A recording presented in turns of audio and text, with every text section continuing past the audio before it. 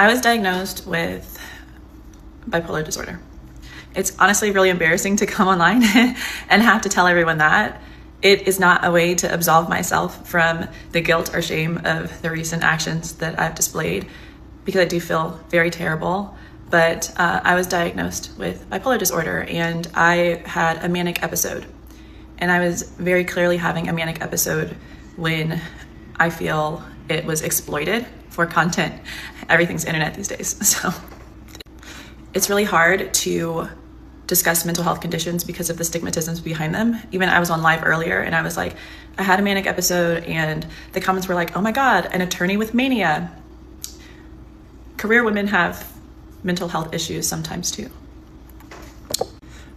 Also, it's really hard that in the Black community, for whatever reason, it might be from the industrial start with its connection to religion. In the Black community, instead of discussing medication and therapy, we circumvent that and solely discuss prayer and don't speak that on yourself and don't say that. You need to just pray it away.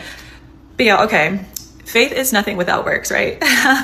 Take your kids to therapy and let them get some medication, because if not, they'll end up like me.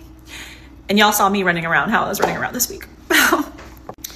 Another thing I found that was extremely disappointing for me is that I've pretty much dedicated myself to Captial Conversion, and having thrived in capitalistic institutions, creating doors for women who have been historically excluded, so primarily minority women. I have hosted these events, and I never charge, not a dime for any event, and I also don't get any money from it to help pay for them.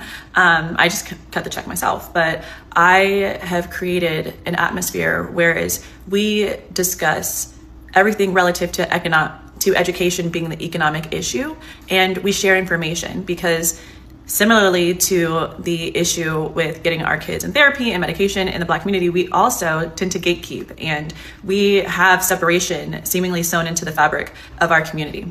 I don't know why, but that's how it is. So my thing is, I like to bring minority women together. I try to lift them up, and I try to initiate meaningful dialogue to deconstruct these capitalistic institutions and to determine where and how to receive our share of the power. I don't want this to be super long, but to that end, I was really disappointed in that a lot of the publicity around my events, it's not really heightened, I would say. Whereas you see me doing something crazy, like having a manic attack, and you're run with the story.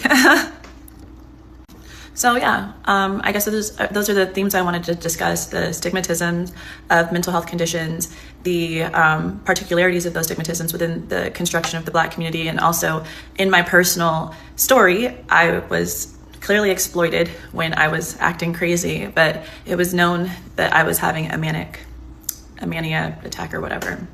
Since then, I've been medicated. I've gone to therapy.